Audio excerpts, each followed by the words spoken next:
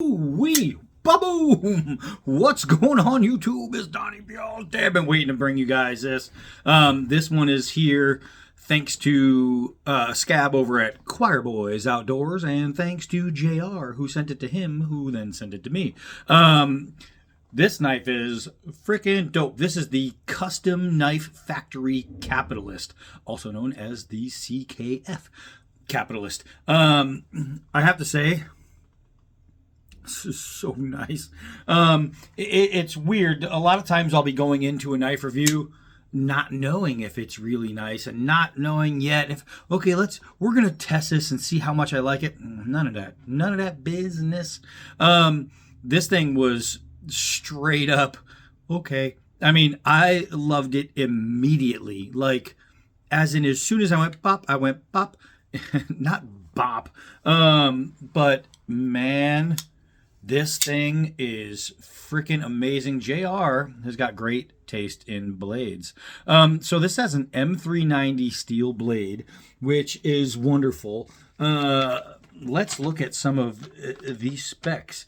The overall length is 9 and almost a quarter with a 4-inch blade, which means, you have plenty of grip. This is a man-sized knife.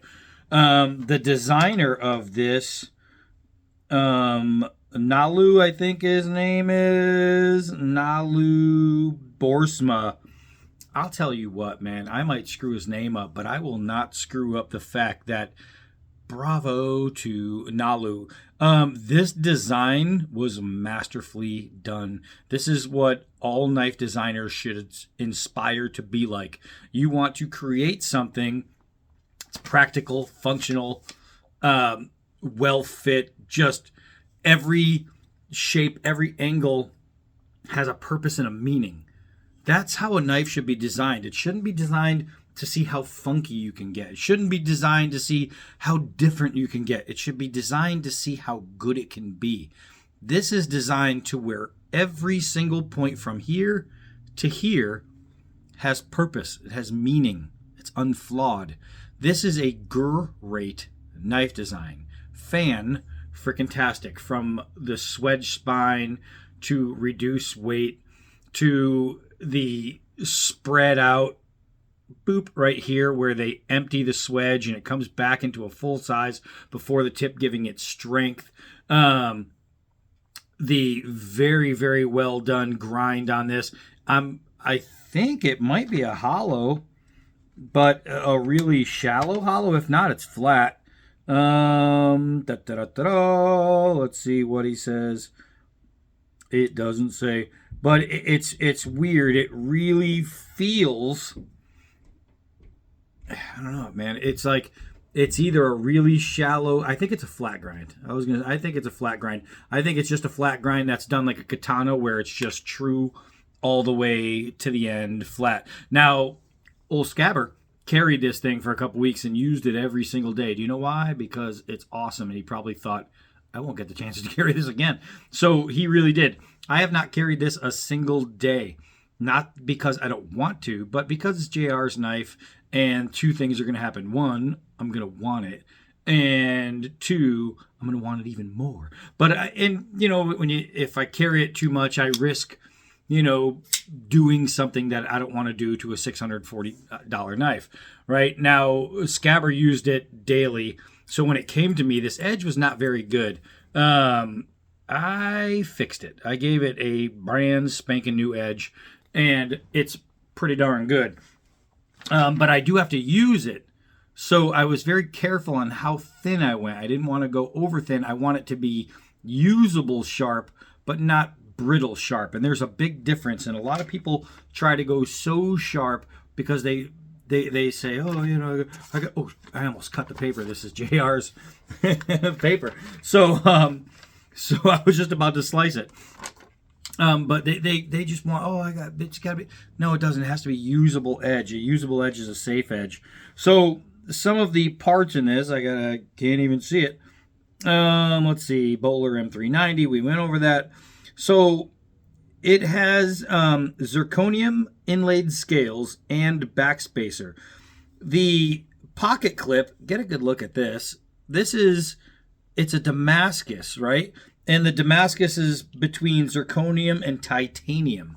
So they took this material, right? This and titanium, and they heated it up, and then they hammered it together into this beautiful pattern and gave you that. That right there. It's not just beautiful, but it's pretty much indestructible too. I have to say that it's got this cool surfboard look to it.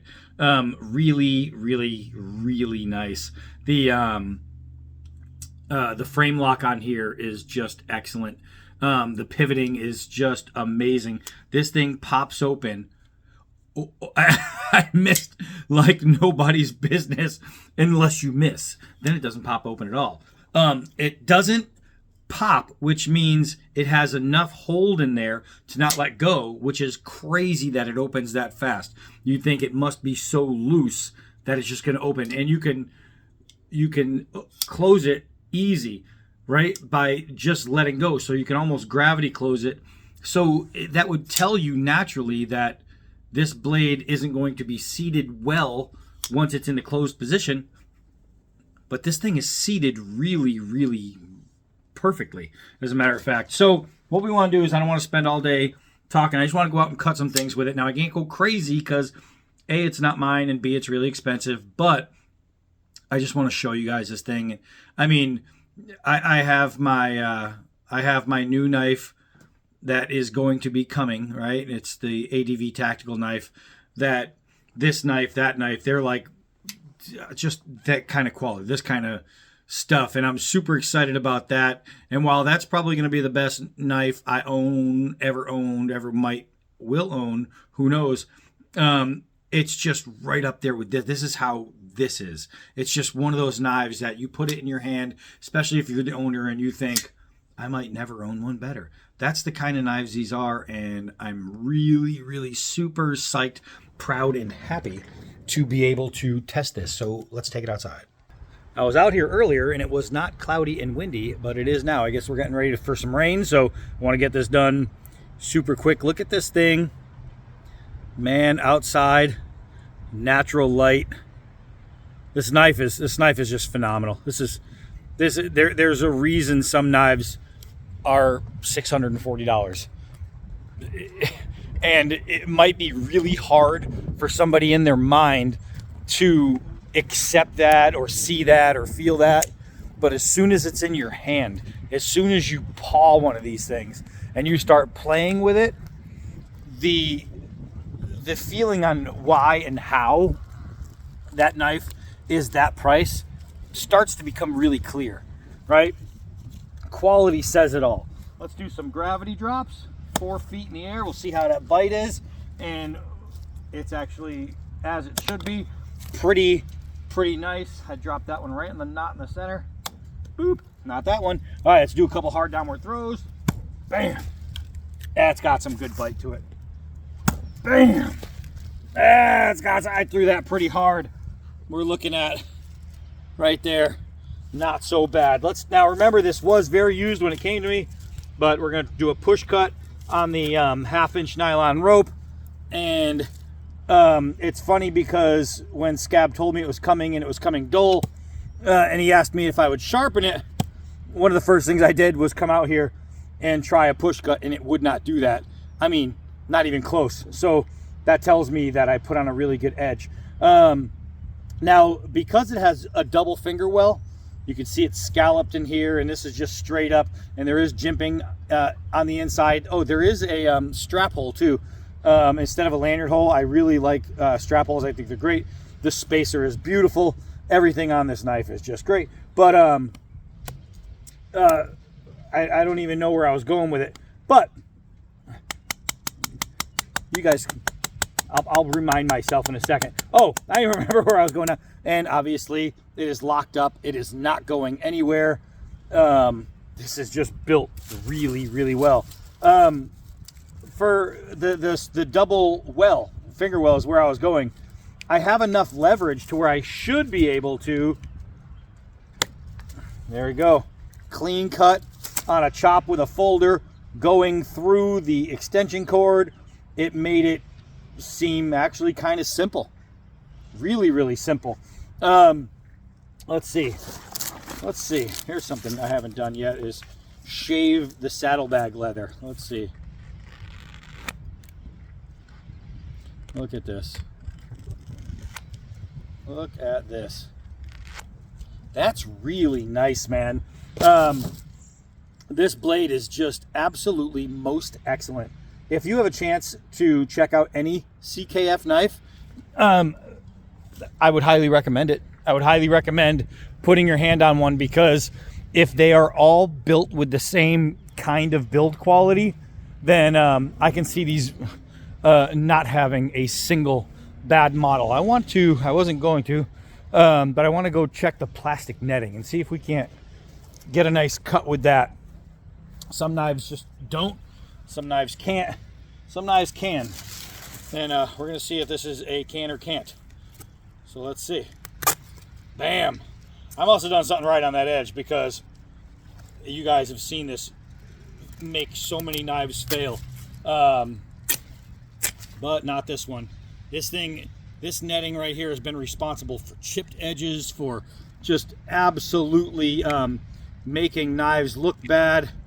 Not this one. That's just straight through. Let's see if there's any issues going on with the edge. No, that feels good. It's a little dirty now, but that feels good. And JR, I will be rehoning this to send it back to you. So I'm not going to send you a jacked up edge. No way, no how. But sweet. So let's go over, and we're just going to do a little feathering. We're not going to do a whole lot. And again, this is not just someone else's knife. It's someone else's $640 knife. And whenever I test somebody's knife, if I damage it in any way, then obviously I'm going to offer to pay for it right out of the box. Do I want to have to pay for it, though? That's a completely different thing. So while I absolutely would, I mean, nobody wants to reach in their pocket and pull out $640. I just paid a bunch of money for that ADV tactical knife. All right, so let's see here. Boom. This thing is really nice in the hand. I have to give it to these guys. They made a beautiful knife. Just everything about it, the way it feels, the way it sits, the way it looks. It's really hard to find something not to appreciate or not to like on this knife. It's really hard, because it's just special, man. There's just some knives that are just special. Let's see. Man, there is so many feathers in there that you can't see, because they're so fine. It's just making the stick come together. That is really, really nice. Man, damn you, JR. You know, there's certain knives that you get to test that you don't want to give back. You know what I mean? It's like that somebody will send it to you, and you just start thinking to yourself, can I just say it got lost in the mail? Can I do that Amazon trick where they take a picture of it on your doorstep and then take it after they take the picture? I mean, come on. Oh, golly, that dove right in there.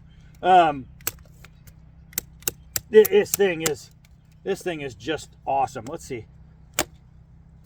Oh, man. Right in half.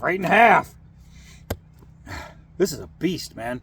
This is a beast. I know for someone who wanted to play with this so bad, the way I wanted to play with this, I know it seems like I'm not doing enough and it's kind of a short video and da-da-da-da-da.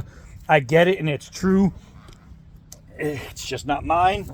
But I gotta say that this is the kind of knife where any kind of play at all is enough play. Like, I just being able to hold it lets you know exactly what it's all about. This thing is super, super nice. I am extremely, extremely grateful that I had a chance to come out and just do this. Am I going to carry it around and take it out with me and play among the stars? All right, I wasn't gonna throw it, but that thing's about 5 feet away, and it was just begging to be hit. It was an old chair bottom, and I just had a feeling I could one-shot it from 5 feet. This thing is so nice, and you know, it's funny is that you can grab a knife that's $100. That's fantastic, and you can put it in your hand, you can feel it. And then you grab a $600 knife, and there's different kinds of $600 knives, and you put some of them in your hand, and some of them are priced at $600 that should be $100, right? Some of them are $100 that should be priced $300, but there's just some that you put in your hand and you say, that's a $600 knife. This is a $640 knife all day long. I mean, you could say, oh yeah, but is it really worth it when another knife will do a lot of knives will do the exact same thing? Whatever's in my pocket right now, this one right here was just on sale, this dispatch knife, for $23. It'll do the same job. It will. I'm not going to lie to you. I'm not going to pretend and totally climb the jock of the people who made this and say, well, this knife can do everything that knife can't do, and blah, blah. No, they'll do the same job. But you can feel the difference. I mean, man, you can really feel it. That right alone, ooh, I just drooled on myself. That is just so snappy pappy right there. That is awesome. But again, a great opportunity to test and play with this. I will spend the next probably 20 minutes cleaning and honing. So that's what I'm going to end up doing, because JR sent it to me, and just for that, I mean, he's worth the extra time putting into this thing. It's going to get some care and love. Man, I am stoked, so stoked to have been able to just do that. Just that. If the whole video was, hey, D-Bad, listen, I'm going to send you this knife. All I want you to do is open it once and send it back to me, I'd have been like, all right, because this knife right here, whoo, man, said and done. This thing's awesome. All right, so ta-da! That's it for this one. Stay tuned. Got some more stuff coming up. Scab pulled one over on me. He did something I was not expecting. I'm going to explain that to you guys later. I'm really stoked. It's going to be a carnivore kind of day.